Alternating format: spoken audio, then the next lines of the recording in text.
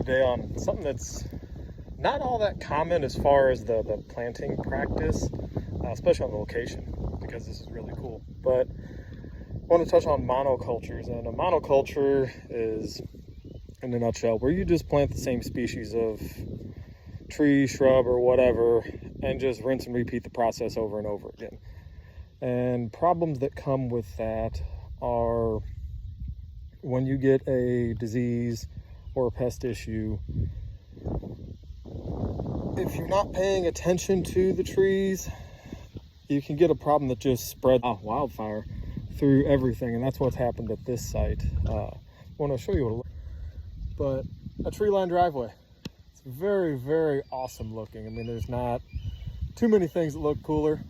It just gives that amazing look. So you can understand why this was planted like that. Gives that uniformity all the way down.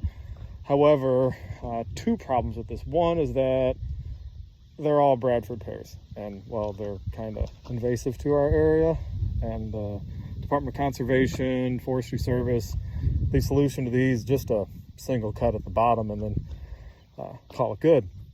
I mean, treat it with a stump killer, something like Toradon. You can also paint it with glyphosate, or just get the old stump grinder out and do work. But these guys, we knew this problem a couple years ago, and these are on schedule for replacement. We were just letting them kind of run the rest of their life. The surrounding area, you know, we're not getting a runaway issue as far as the invasiveness on this specific site. But if we grab some of the branches here, you can see these guys aren't happy. If you look up in the tree as well, you see some dieback, and what this is from is something called fire blight. Fire blight is a disease that gets in the buds of the plant, and they infect the foliage. So you get, on the foliage itself, you'll get a lot of discoloration. There's a perfect one.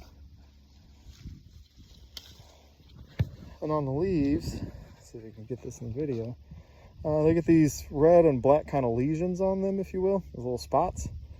And then long term, it starts killing off the stems, and you get a plant that has just a ton of random black dead twigs. So over time, it stresses the trees out. They begin to decline, and it's just kind of a slow grind down to the bottom. We see it a lot with the pear trees, and in a nutshell, or I guess a silver lining would be cool. It's something that that negatively affects them and helps to wipe out the population. But this one over here is a little more wrecked looking. It's actually got a couple reasonable sized stems that are game over.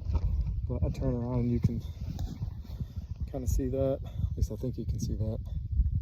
Anyways, but a little educational video. We'll end up going back in with a handful of columnar species, a couple oaks, some hornbeams, and get a little bit of variety in the landscape. Another thing we have to contend with is the overhead service lines.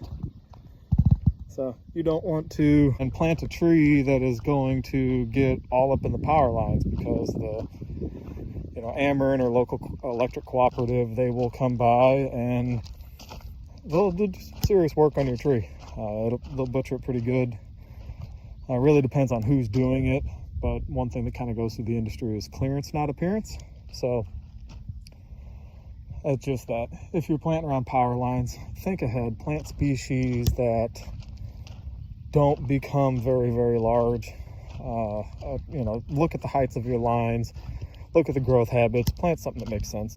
Anyways, trees, monoculture, power lines, driveways, things like that. Have a good day.